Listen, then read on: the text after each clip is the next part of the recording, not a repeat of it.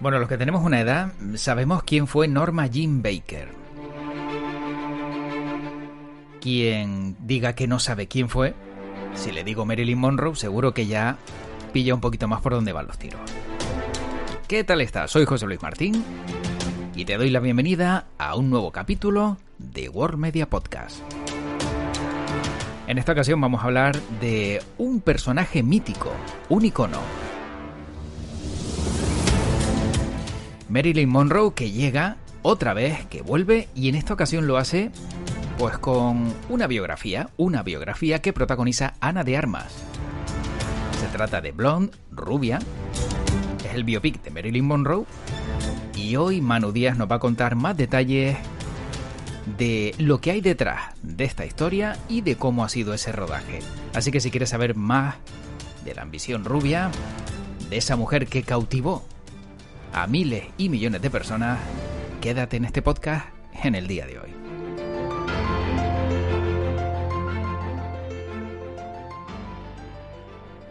Y la verdad es que hablar de Marilyn Monroe pues siempre tiene detrás mucha historia y mucho contenido, pero vamos a hablar de Marilyn Monroe, pero no de ella mismamente, sino de alguien que va a ser de Marilyn Monroe. Y no es Manu Díaz. Manu, ¿qué tal? ¿Cómo estás? Hola, ¿qué tal? Bueno,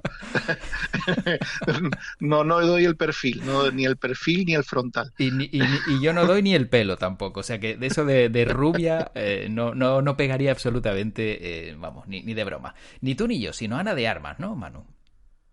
Ana de Armas, que es la actriz que, digamos, se ha convertido en la última encarnación de, vamos a decir Marilyn Monroe, pero en este caso sería más correcto decir Norma Jean Baker, Uh-huh. porque hablamos de Blonde, que es la adaptación que se ha rodado de la novela de la escritora Joyce Carol Oates, que la ha dirigido Andrew Dominic y que, como decimos, pues ha protagonizado Ana de Armas. Pero una película que nos llega ahora, pero que se rodó prepandemia. O sea que esto es como, digamos, Maverick, ¿no? Claro, De porque Tom Cruise. ahora Ana de Armas es una estrella en Hollywood, ha salido una película Bond, es una figura, pero antes de llegar a ese estrellato, cuando estaba, digamos, en el proceso ascendente, fue cuando la seleccionaron para este papel y es una película que ha estado eh, paralizada, en este caso por Netflix, por encontrarse con un producto que no ha sabido muy bien dónde situar. Uh-huh. Y es que la novela de Joyce Carol Oates, que no es una biografía per se, ahí, digamos, el concepto es muy difuso, porque sí es verdad que nos cuenta la vida de Norma Jean Baker, eh, pero mm, con, digamos, es una novela de ficción que se basa en hechos reales, no es una, digamos, una biografía que sigue paso a paso los, digamos, hechos reales contrastados y documentados de la vida de Norma Jean Baker, alias Marilyn Monroe. Entonces, hay un elemento ahí, como digo, difuso, es difícil Uh-huh. de definir, pero no es la novela no es una biografía, la película en principio no es un biopic, pero sí es verdad que sí nos cuenta la vida de. Entonces, pensando en bien claro, a lo mejor Marilyn Monroe, si ve lo que han hecho, diría, bueno, esto no tiene nada que ver con mi vida. Podría ser el caso, ¿no? Si lo explicamos así. Lo mismo sí, lo mismo no. A Vale. ver, lo que sucede es que Joyce Carol Oates ha hecho una interpretación personal, o hizo una interpretación personal Uh-huh. de a base de documentarse en torno a lo que sabemos de la vida de Norma Jean Baker y de Marilyn Monroe, pues hizo una interpretación personal. También es verdad que es una figura que en parte nos sigue, nos sigue atrayendo porque es una figura misteriosa. Marilyn Monroe es un personaje que al final no la llegamos a conocer. Claro. Tenemos sus películas, tenemos esa imagen cinematográfica icónica y que es fundamental para la historia del cine. Conocemos un montón de elementos de su vida personal, incluso se han ido desvelando aspectos secretos de esa vida, un poco todo digamos todo el apartado sexual que tuvo que sufrir para poder alcanzar la fama y todo eso, pues se ha ido desvelando, pero sigue siendo una figura enigmática, porque realmente no sabemos quién era y no sabemos qué opinaba de lo que le estaba sucediendo. Claro. Por ejemplo, uno de los elementos que introduce Joyce Carol Oates, que eso es una interpretación de la escritora en la novela, es que la relación que sabemos que tuvo lugar entre John Fitzgerald Kennedy y Marilyn Monroe en la novela es la historia entre un depredador sexual y su víctima. Uf. Y eso nos rompe bastante los esquemas con respecto a Sí. pues esa historia, esa aventura amorosa sexual con Sí. la que siempre nos han vendido. Sí, porque pensamos Entonces, que ella era la come hombres, que al final pudo llegar hasta el presidente y a lo mejor fue el presidente quien se obsesionó con ella y ella tuvo que sufrirlo. claro, pero recordemos que Marilyn Monroe tuvo una relación sentimental con John Fitzgerald Kennedy Uh-huh. y posteriormente con su hermano Robert Kennedy. Uh-huh. Entonces ahí en la novela hay un elemento de eso, de depredador sexual, que una vez ya acabado con su víctima lo va pasando Uf. al resto de su cohorte. Entonces, como digo, ¿fue así como pasó?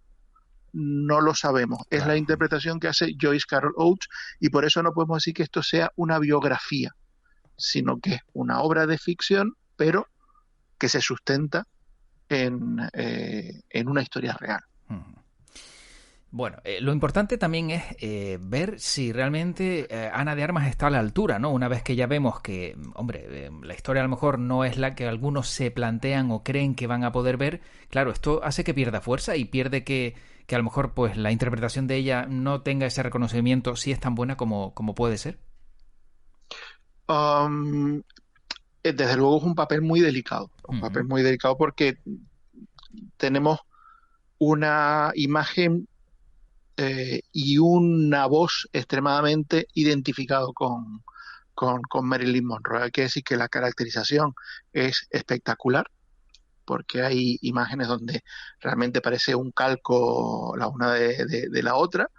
Sí se le ha criticado, claro, actriz cubano-española haciendo de Norman Jean Baker, pues se le ha criticado que el acento, Claro.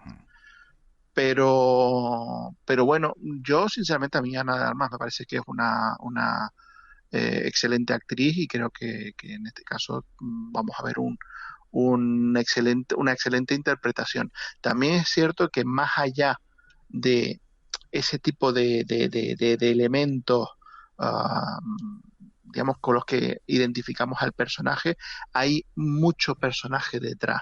Es un personaje, digamos, el personaje protagonista de Blonde es un personaje extremadamente complejo, con muchísimas capas, y que a lo largo de la historia atraviesa situaciones que para interpretarlas una actriz en pantalla son extremadamente duras. Entonces, esto no es un papelito eh, para salir mona y que te digan que te parece mucho a Marilyn Monroe. Sí, sí. Realmente es un papel.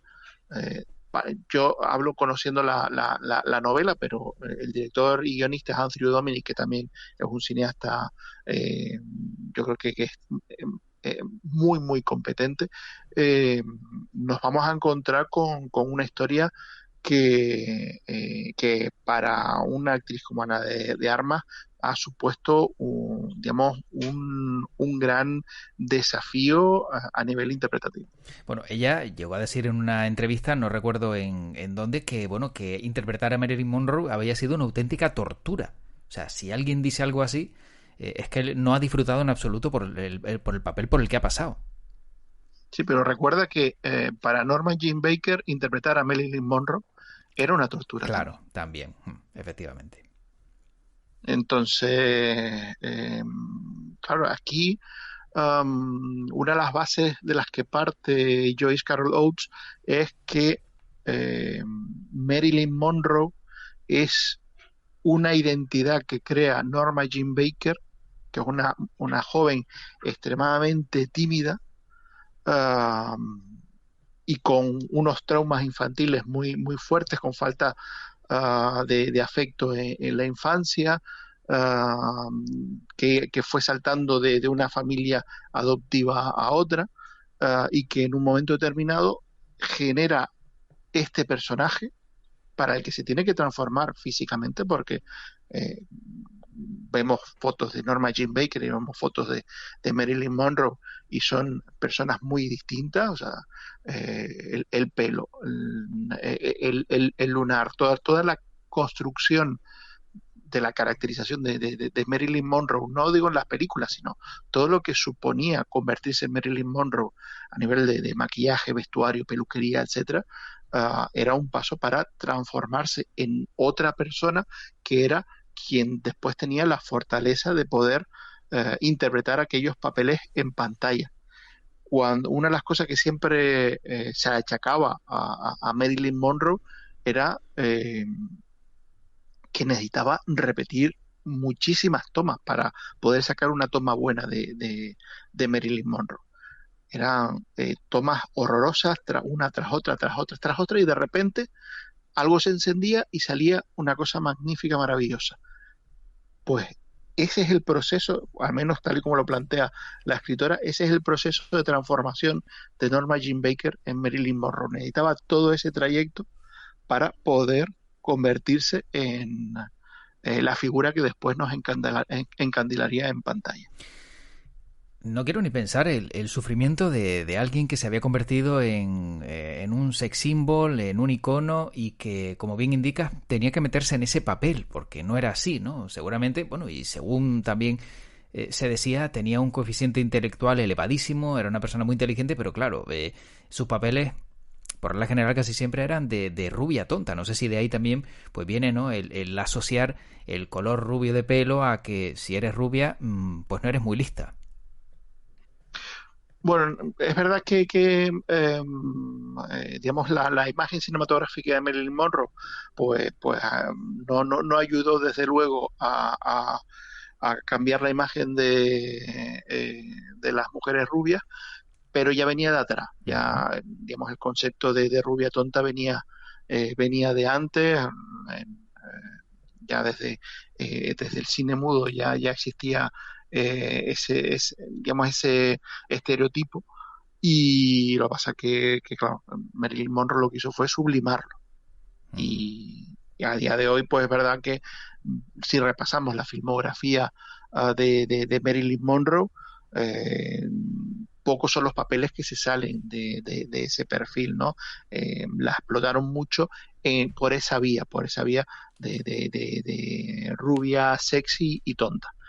Tiene otros papeles donde quizás ella fue donde puso más empeño interpretativo y que para eso, yo creo que con los que a lo mejor podía estar mucho más satisfecha, películas como Bus Stop o eh, también, bueno, en este caso quizás el que es su papel, yo creo que nos deja ver mejor eh, cuál podría haber sido el destino de Marilyn Monroe si lo hubiesen dejado hacer papeles más ambiciosos, que es Vidas Rebeldes, Ujú. pero por lo demás, La Tentación vive arriba, Cómo casarse con un millonario, Los caballeros las prefieren rubias, pues son películas que explotaban esa imagen de Marilyn Monroe como una rubia tonta. Y antes decías, Manu, que claro, el estreno se había retrasado, era una serie creada antes de la pandemia, pero Netflix la retrasó por la pandemia o también por ser demasiado sexual, que es otro de los argumentos que hay en torno a Blonde. Yo creo que una cosa se sumó a la otra, Ujú. pero claro, que todavía hayamos tenido que esperar más allá de un poco salir de, digamos, de la zona más virulenta de la pandemia y que sigamos sin haber podido ver la película, es porque hay otros elementos ahí. El propio Andrew Dominic, que es como decíamos, el director y guionista, dijo que Blonde es una película que iba a ser extremadamente subversiva y que no iba a dejar a nadie indiferente, que más bien en esta época de personas ofendidas iba a ser una película que iba a ofender en más de un sentido, no solo en el sentido un poco de los componentes sexuales, sino también en otro tipo de mensajes y discursos que hay en la película. Pero evidentemente la parte sexual es muy importante en la novela, será muy importante en la película. Y bueno, la película ha recibido en Estados Unidos la calificación NC-17, que es la calificación que se creó para aquellas películas de alto contenido sexual Ujú. o violento. Vemos que cuando a determinadas películas pues no se las podía clasificar como X Sí. porque ya las situaba en la categoría del cine pornográfico, se creó esta categoría en ese 17. Curiosamente, una categoría que se crea en Estados Unidos por influencia de un español, Anda. porque fue el estreno de la película Átame de Pedro Almodóvar Mm. en Estados Unidos, una película que por su contenido sexual entraba en lo que en aquel momento era la calificación X, y fue una protesta tal la que se hizo desde la industria de Hollywood de que esa película no se podía meter junto, digamos, no se podía estrenar en cines pornográficos, Ujú. porque claro, si tú tienes la diferencia, el dato es que aquellas películas que tenían una clasificación X solo se podían estrenar en cines X. Claro. Y Mm. en el cine X lo que había era cine pornográfico. Claro. Mm. Eh, entonces, claro, Atame para estrenarse en Estados Unidos tenía que ir a ese circuito. Así que presionaron para crear esta categoría, que sería lo que aquí es mayores de 18, pero que se pueda estrenar en el circuito convencional y no tenga que ir pues ese digamos circuito alternativo. Eh, pero vamos, aquí en España la última vez que pasó fue con una de las entregas de la saga Soul, que pues Ujú. digamos que el departamento encargado de la calificación por edades pues decidió ponerle calificación X a esa película, y no se pudo estrenar en sala porque eh, no podía ir al circuito convencional, y salas X en España en esas fechas pues ya prácticamente estaban extinguidas. Estamos hablando de hace a lo mejor 15 años. Claro.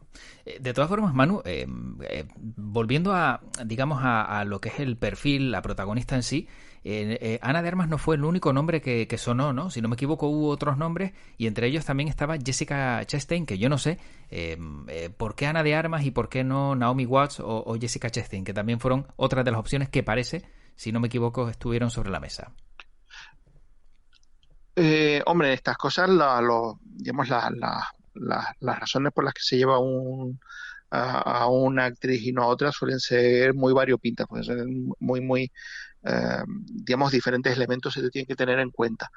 Yo creo que en este caso una de las razones fundamentales puede haber sido la edad, porque Claro. eh, eh, la, la- la película abarca muchas etapas de la vida de Norma Jean Baker, y es más fácil envejecer en pantalla a un actor que rejuvenecerlo.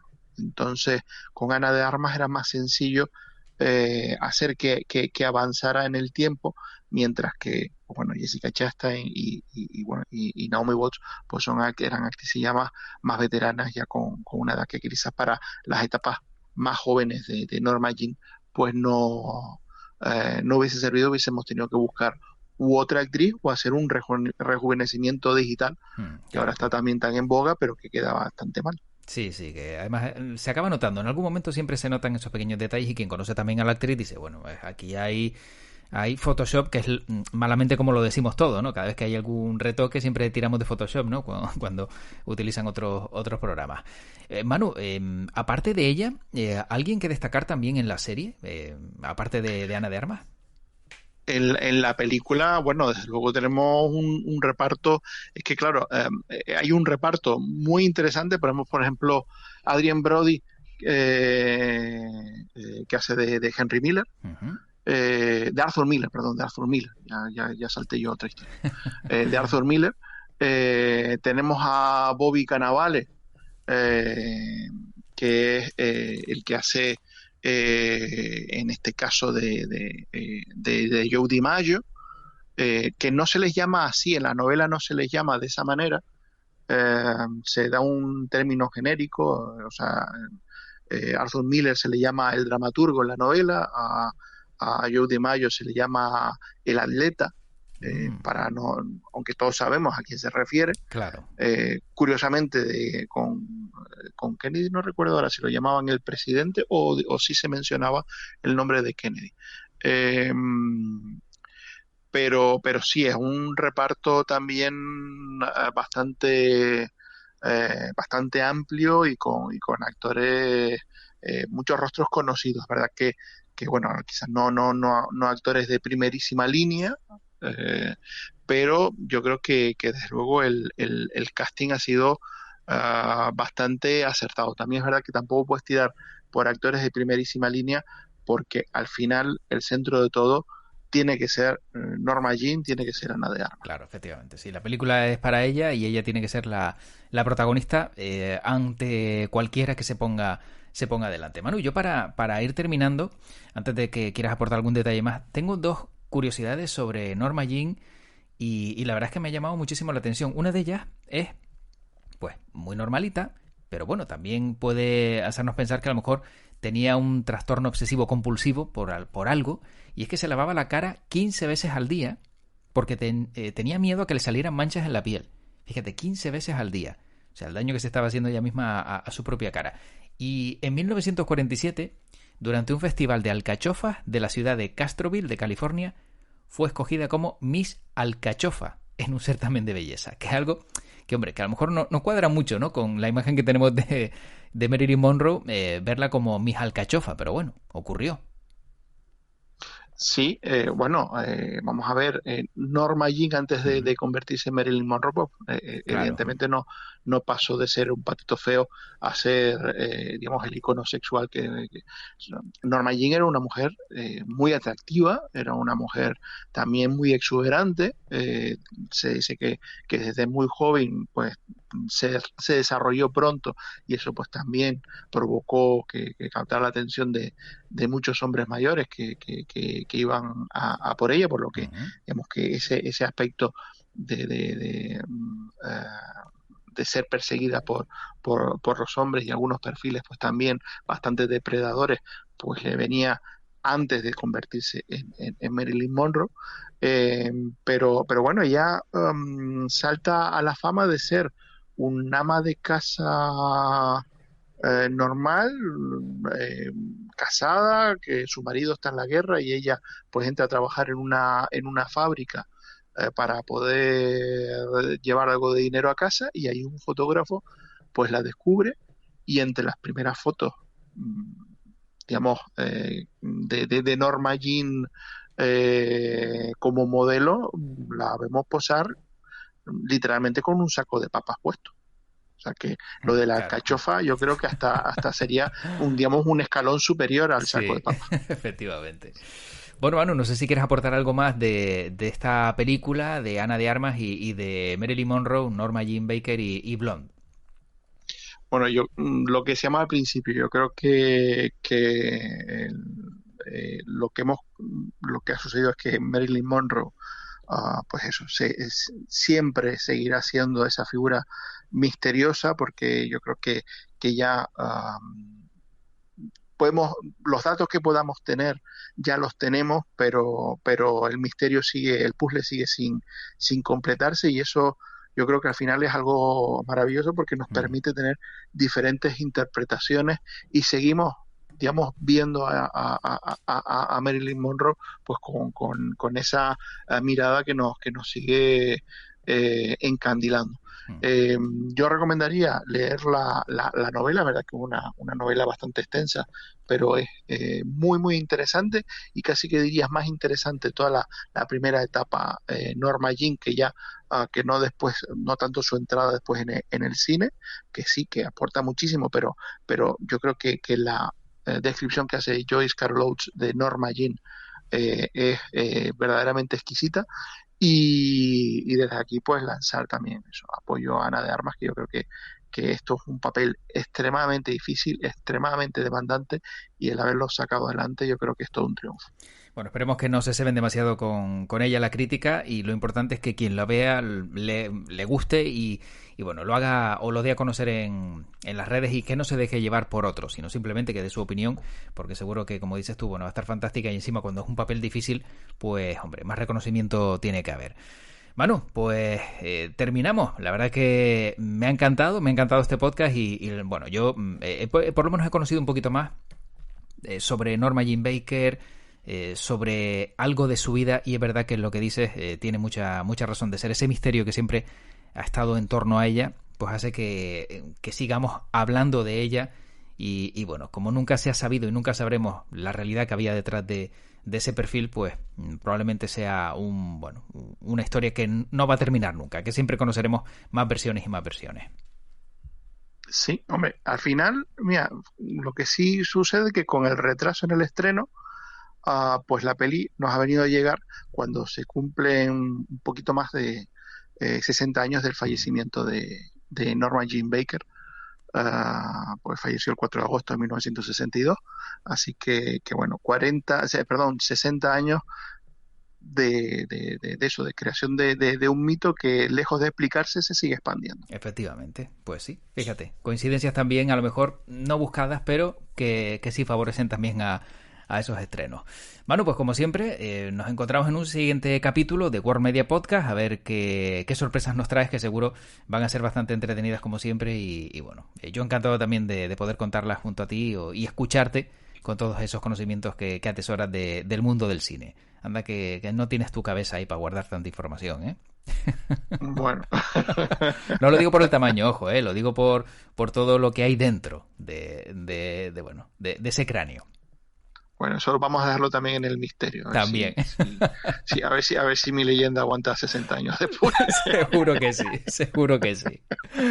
Manu, pues como siempre, cuídate mucho, un fuerte abrazo, y que tu podcast te acompañe. Pues larga y próspera vida el podcast. Hasta luego. Pues hasta aquí hemos llegado. Espero que hayas disfrutado y que te apetezca ver esa nueva imagen de Marilyn Monroe después de la conversación que hemos mantenido con Manu Díaz.